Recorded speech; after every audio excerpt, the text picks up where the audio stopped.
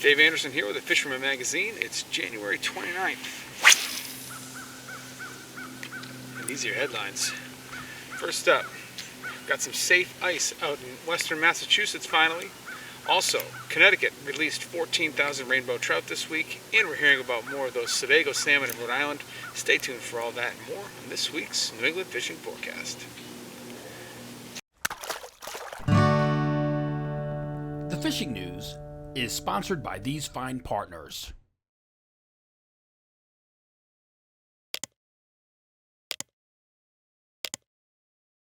For more than 20 years, anglers everywhere have come to know one thing, that nothing says no to fish bites.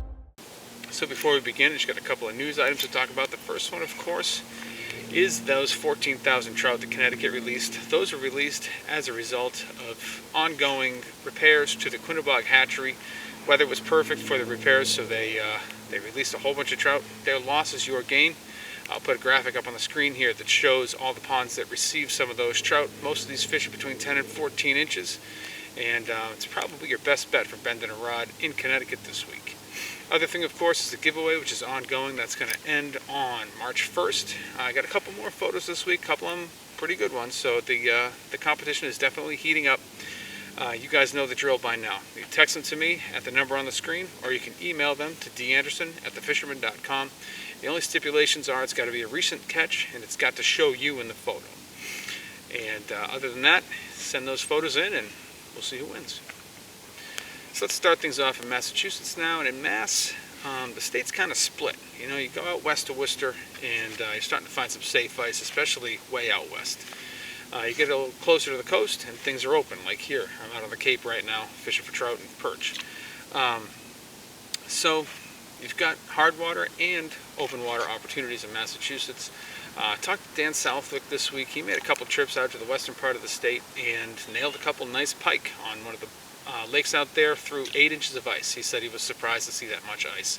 That's good news for you hard water guys, and it looks like after this next week we've got a cold snap coming. It looks like we've got teens at night, 20s during the day for a few days, so I expect to see that safe ice creeping further toward the coast and also down into Connecticut and Rhode Island. So you know, you hard water guys, keep your fingers crossed on that one. But you know, so far that's the most encouraging news I've heard from the southern half of New England for ice fishermen this year.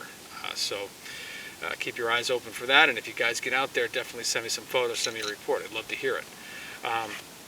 Heading out toward the coast now, out toward the Cape, we've got all open water here, and the bass fishing over the last 10 days, from what I've been hearing, has started to taper off. I think winter's just starting to take hold a little bit more than it has. I know it's been a mild January, but you know, the water's cold. My feet are cold right now standing here in the water, and it's just, you know, it's just a sign of the times, or it's just the time of year that it is. You know, here we are, we're almost in February now, and still got open water and still viable fisheries going on. So that bass fishing is slowing down a little bit, but the trout fishing's still cranking pretty hard. I talked to Ian from the Goose this morning. He said he had a great morning at Peter's Pond. I've taken a few trout this morning so far. So the trout bite is looking good. A lot of finesse fishing going on right now. I've been throwing Ned rigs for most of the morning, and that's really been getting it done for me. And you know, Ned rigs catch everything, so I've caught some yellow perch. You're definitely gonna have a shot at getting some bass as well, and you can even catch pickerel on those things. Speaking of pickerel, that's the other fishery that's really firing hard right now, especially out on the Cape. You fish the right ponds that have a lot of pickerel in them. Throw jerk baits or definitely live shiners, and you're definitely going to put a bend in the rod. Outside of that, though, I'm not seeing a whole heck of a lot saltwater fishing wise at all. I haven't heard of a single guy fishing for holdover stripers this week, and I haven't heard of anyone getting out in a boat to do any cod fishing or anything like that. So that's a story that I have for you guys in Massachusetts this week. Over Rhode Island, we do have some saltwater options. Still got the Francis fleet making runs out to Cox's, and they are still finding codfish. They're doing a lot of moving around still, you know, bouncing from wreck to rock pile to reef, or ledge, I should say. And they are, by the end of the day, putting together pretty good catches on most trips. Most of the fishing they're doing is with bait, I should say, but they are taking some time to do some jigging, and they're finding some fish that way as well. On the striper side of things in Rhode Island, it's just just kind of an off season. It started off like it was, kind of puttering along like it was going to be decent. Over these last couple weeks, it's really just kind of taken a dive. I do know a few guys that got fish at Rhode Island this week. Most of those fish were taken in the dark, and most of those fish were taken, ones and twos taken after hours and hours of effort. So if you don't mind putting in a lot of time and you don't mind getting cold, your perseverance will pay off. But it's been a tough bite for the holdover fish in Rhode Island this week. The last thing in Rhode, of course, is all those salmonids, different species that they stocked over the first half of January, let's say. Seeing really good returns on the Sebago salmon. Lots of people posting pictures of those. Lots of people sending pictures of those in. A few rainbow trout pictures seen as well, but I have not yet seen a lake trout photo. So I don't know what the deal is with that. I don't know if they just head right out to deeper water and kind of disappear for a while, or if they get really lethargic and have been tough to target after being stalked. I really don't know. Those are just guesses, but I would love to see a photo. I have a lot of questions about these lake trout. How big are they? How aggressive are they? Are they milling around where they were stalked? Are they just heading out into the deep water? I don't know. So if you get into those, please send me a report, send me a picture. I'd love to know. I'm probably going to give a try for those later in the week this week, so I'll let you guys know if I succeed next week. But that's really all the fishing that I know of that's going on in Rhode Island this week. As we move over into Connecticut, got quite a few options going on in Connecticut right now. Of course, we still have no ice to speak of in Connecticut. There may be some up in the northwest corner, but I haven't heard of it if there is. So most of the ice fishermen, as I said last week, have taken matters into their own hands. Now they're fishing some of the coves with rod and reel, and they're finding some pike, and they're doing it with live baits. So you're going to, throw a large, pond shiner like you typically throw on a tip-up. You're going to throw it out there under a float, or you're going to live line it just swimming around, and you get a good shot at finding some pike. Dan Southwick again, the New England's most prolific freshwater angler. On the days that he didn't want to take a ride all the way out to Western Mass, he was fishing some of the Connecticut coves and finding some pike. And he was, sent a couple pictures in. Solid fish, and that's a great fishery and something that not a lot of people are taking advantage of because they think of it as an ice fishing only venture, but it isn't, and Dan's proven that. You're also going to find some panfish up on the river. Perch and calico bass are biting really well. Of course, in between the time that I record this report and you hear it, we're going to get a ton of rain, and that's going to make some changes on the river. For a little bit more on that, let's toss it over now to Rowan Lytle. So we keep getting these influxes of rain just about every week now this winter, and it's associated with some mild temperatures, which are great, but really makes things somewhat tricky in some cases in the Connecticut River here. This time of year you can have pretty good pike fishing with mild weather, but with the water high like it currently is, the fish kind of push around. This isn't a time of year where they're concentrated yet pre-spawn. That won't really happen until March, so you really have to do some searching to find them. It can spread out some of the other fish as well. It's not as big a factor with perch. They tend to be open water schoolers. They'll often be in the same places during this high water that they would be in lower water. So you'll still be able to find them pretty well, but you might have a harder time with things like crappie or big bluegills. The really good thing about this high water, and I'm crossing my fingers and hoping that this maintains itself right into the spring, we have not had good natural pike reproduction in the Connecticut River for quite a few years, and the reason for that is they really rely on big spring floods to push up into flooded meadowland and deposit their eggs. So hopefully we get that high water, and ideally that'll create a bumper crop of pike for us for the next few seasons, but we'll see. I got my fingers crossed, but it's certainly worth getting out there, getting on the river, especially if you can do so in a kayak or a small boat. Good luck out there. So coming out of the Connecticut River and up into the rivers of Connecticut, the Farmington is fishing well, the Salmon River's fishing well. Out west, you got the Norwalk River, you've got the Naugatuck River, which is fishing well for salmon. So there's a lot of options for the fly and light tackle guy that just wants to bend a rod, catch some trout. Also, don't forget again, Connecticut just released 14,000 rainbow trout into various water bodies throughout the state. I'll put that graphic back up here so you guys can see it once again. So there's a lot of options to just, bend that rod with a trout this week. If you want to get a little more serious about the Farmington, Let's toss it over now to the guy who knows it best, and that's Derrick Kirkpatrick from Connecticut Fish Guides. Hey Dave, on the Farmington River today. Not much has changed, so we still have warm weather trends and high water.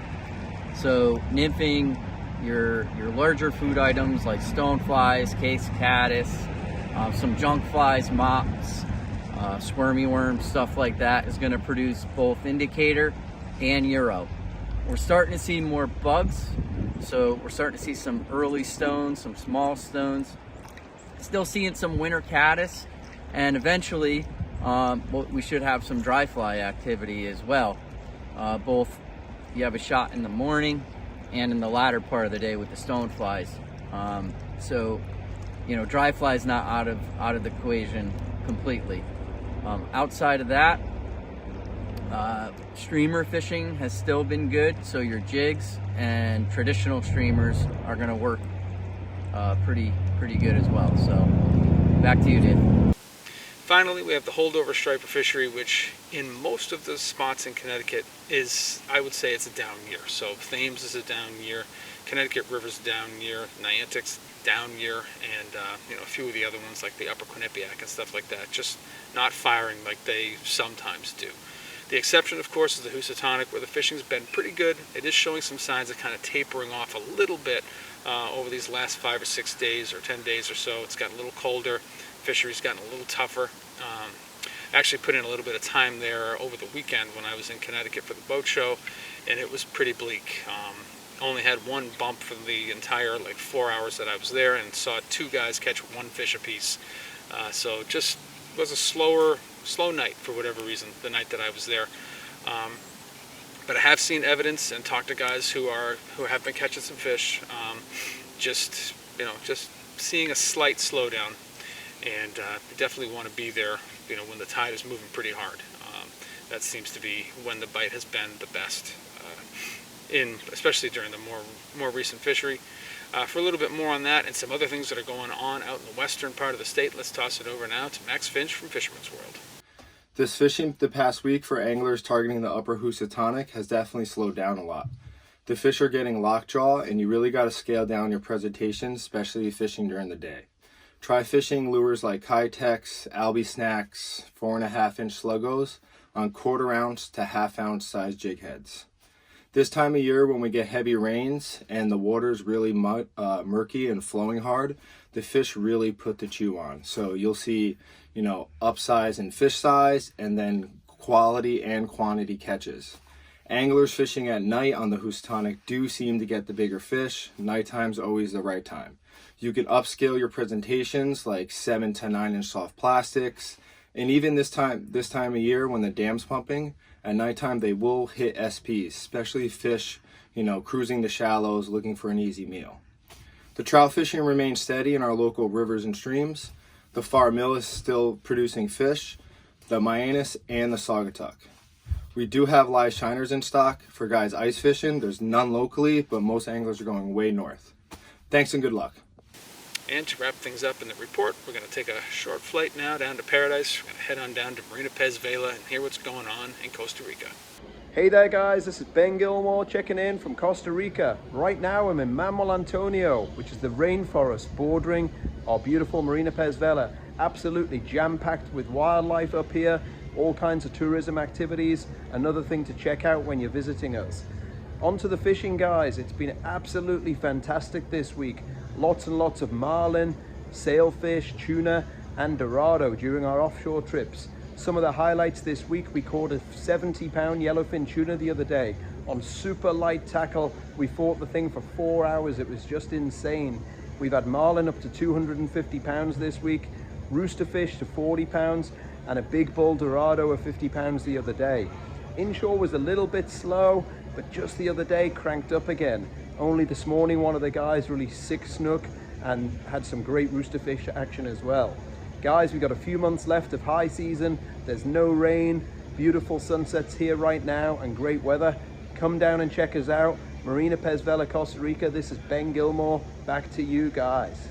That's what I have for you guys in the reports this week. Hopefully you're going to find them useful you know, things are tapering off a little bit, but it's January. What do you expect? You know, and every fish that you can catch in January and February feels like you're kind of cheating the system. I love to do that. That's why I'm out here today. But if you're not a subscriber to the Fisherman, I highly recommend you head over to the website, check us out. We got a lot of free content there. It gives you a full flavor of what we offer. We cover all the fishing from Delaware all the way up to southern Maine. Every species that swims in those waters, whether it's freshwater, saltwater, we cover it all. And all disciplines. You know, it could be surf fishing, could be fly fishing, could be wading in the water like this, could be going offshore to the canyons. We cover it all. So check us out, and if you're still not convinced, at least give us a like and subscribe here on YouTube, and hit that little bell thing down there so you get a notification every time we post something new. I appreciate you guys for watching, and we'll see you next week.